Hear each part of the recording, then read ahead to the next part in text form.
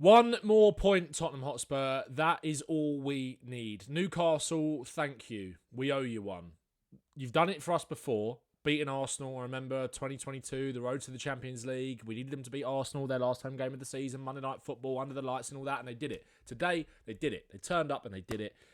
And despite a nervy second half, a nervy second half at points, especially after that Tatty goal, Nick Pope looking like he was going to chuck everything that came his way into the back of his own net, Spurs have got the opportunity to secure safety at Stamford Bridge on Tuesday with just a point. Now, I'll do a separate match preview tomorrow where we'll talk about that in a bit more detail in terms of certain matchups, etc. Does it suit Tottenham? So make sure to subscribe so you don't miss that, and just subscribe anyway. Thanks for all the support. Like the video. Make sure you get involved in the comments as well on this one. Yeah, I mean, you wouldn't be a Tottenham fan if you were thinking, how can we fuck this up? How can we mess this up at this point? And this is still not over, by the way. But I do think that is obviously, and if you'll pardon the pun, a big hammer blow for West Ham. Look, you're looking at two teams at the moment going into their last games of the season. Spurs' last two, West Ham's obviously last one, in very contrasting form. Spurs are unbeaten in 4 games under De Zerbi. West Ham have now lost 3 in a row, and they've only scored in 1 of those games, which is that worldie from Tati Castellanos today. That's not to say that they haven't had chances. That's not to say that they haven't been unlucky in certain moments as well. The PGMOL came out and said that they should have had 2 penalties in the Brentford game. Obviously, all the carry on with the game last week with the last-minute goal against Arsenal. But they were lucky today, I mean, with a couple of decisions. They should really be without Souček for the final game of the season, who is someone that can always pop up with a goal and is a leader in that team. The double kick on Bruno Guimaraes on the floor, and he should have had a penalty given against him in the first half as well. So, so much for that. But they've got to beat Leeds. Like, again, this whole thing with a point from Spurs, that's on the presumption that West Ham beat Leeds. And we have to work under that assumption, right? We have to feel that pressure, but I do think the result today obviously does take a little bit of the pressure off Tuesday, knowing that isn't the last opportunity to save ourselves. And I think if we do lose on Tuesday, that Everton game is going to be nervy as hell. But also, Everton today, they were dreadful against Sunderland. I saw bits of the game, I didn't watch all of it, but that's a good result for us in the sense that they've got a very outside chance of getting Europe, but it feels very unlikely at this point with the result today. I think they need a big goal difference swing as well as a win. And that's not to say they're not going to push for it, but also that could maybe suit us a little bit if they go for it. Maybe we can hit them on the counter attack, but we'll cross that bridge when we come to it. And like I said, we'll talk about the Chelsea game tomorrow. But you are looking at two teams in very contrasting form at the moment. West Ham's performances have been decent. Like they have been decent. They had moments today. Like I was very worried when that Tatty goal went in that they were going to come back and get a point. Jared Bowen, there was a moment where he should have slipped. I can't remember who it was instead of taking the shot on himself. Like I said, every time they put the ball in the box, I thought Nick Pope was going to drop it and they were going to score. Like, this West Ham team won't give up fighting. It will not give up fighting at all.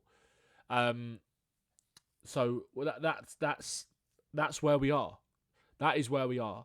I do feel better. Like, I do feel a lot better. I mean, you think back to Monday, like, if we'd have got that last-minute penalty against Leeds, which the more I've seen it, I think it was a pen, and if that goes in, that result today relegates West Ham. And then we've got 2 games to go where we can just go, we'll deal with the mess at the end of the season, we'll pick the bones out of it, hold the people that need to be held accountable, and then we'll try and move on in a positive light. But we're not there yet. We're not there. We are not there. But I think we've got to be positive. Like I said, I think Chelsea is a decent matchup for us with the fact they played the FA Cup final on Saturday. Tired legs. They did look a bit leggy in that game, and they didn't really have a cutting edge. Like, City were there for the taking at certain points. They didn't really have a cutting edge. They were a bit toothless, and obviously they haven't won a game in 8 games now. Chelsea, I think before the Liverpool game, they'd lost 6 in a row. Their record at home has obviously been bad. So we shall see. We shall see what happens on Tuesday. But yeah, Newcastle done us a big solid. Done us a big solid. And that's the thing with when you look at West Ham and that Leeds game at the end of the season. I said it about Leeds when they played us. Leeds are guaranteed survival against us. They had nothing to play for, but they're not the sort of team that are going to roll over. They're not that. And they will give it everything against West Ham. I know it's the last game of the season. I know it makes a slight difference, but obviously they won today as well last minute when they going to want to carry that momentum. Dominic Calvert-Lewin scored today. He's going to want to make sure he potentially gets a place on the plane for the World Cup. Although I did see Anton Stach got stretched off, which is obviously a big blow for them, how well he's played. Probably their player of the season. But when you look at that Leeds team and how it's kind of been made up and the characters they've got in there and also the quality, to be fair, and the environment that Daniel Farke has created, I don't think they're the sort of team that are going to roll over West Ham. So I don't think West Ham will beat Leeds. Again, it's just a prediction.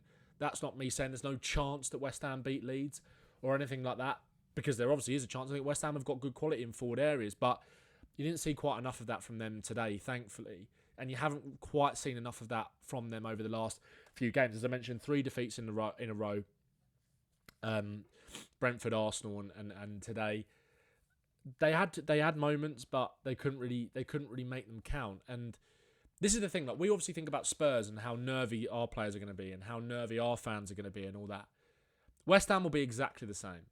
Like, they will be exactly the same, and they have to hope everything goes their way. Whereas for us, it's in our own hands. Which, being a Spurs fan, maybe that makes you more nervous. If anything, I do understand that as well. But yeah, I mean, it was a good day. A good day for us today. Obviously, the goal difference gap has increased further as well, which I don't think it was never going to come into it, because I think we were +9, they're +22. So obviously would have been +20 before the game, so +11. Oh, sorry, minus. We're -9, they're -22. So the gap is now what, plus? Somebody do the maths for me. I don't know. But yeah. But it's just also what it does to their kind of confidence. Like the way they started the game today, they came back into it well, West Ham. But obviously, last week was a massive blow with getting the hive, getting that last minute equaliser against Arsenal, and then coming into this one off the back of that. Even though Spurs had obviously sort of opened the door back for West Ham with the draw against Leeds, they started really nervy, really poor. Like, both goals they gave away are poor. There's nothing to say that they're not going to do that again on the final game of the season, where the nerves all just become a bit too much. You know what that stadium can kind of be like, although the fans are obviously going to be all behind them. But also the fans were leaving after 20 minutes today. Like, you know, some of them anyway, or going for a pint, I don't know. But, you know, the first goal is so bad and such a basic level in terms of Fernandes not going out to close down Harvey Barnes, who cuts it back for Voltemade. The fact that Voltemande's got that much time to pull off a first time finish in the box, it's just not really acceptable from West Ham point of view. And then I think Nuno kind of overthought it a little bit, playing Wilson instead of playing Tati. I think Tati links their press together a lot better. He does work really hard. He's very selfless. And then they just get played through. It's like a knife through butter, the way that Newcastle pass through them. Everyone's jumping. Everyone's kind of out of position. There's so much space. Osula finishes it. And it's like at that point, 2-0 up, 15 minutes. Spurs fans in dreamland. And, you know, these things are, despite the fact that West Ham huffed and puffed them, they're not just going to die. They're not just going to roll over here. But, you know, I think Spurs have got a good chance of getting something against Chelsea on Tuesday. I really do. Despite the fact their fans will be up for it. It's kind of one more cup final for them. They still have got an outside chance of obviously getting Europe with that game in hand, obviously, which is us.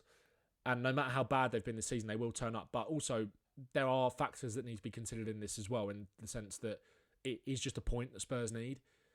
And they are tired. They are leggy. There is an opportunity for Spurs to take advantage of that with our rest. And I think De Zerbi is the sort of manager that probably isn't going to factor in any of that kind of stuff. Like, he's going to empower them. He's going to encourage them to play. Like, nobody said we were going to go and beat Aston Villa. I know they were poor that day, but there's an opportunity for Spurs. It really, really is to go and get something. And we shouldn't.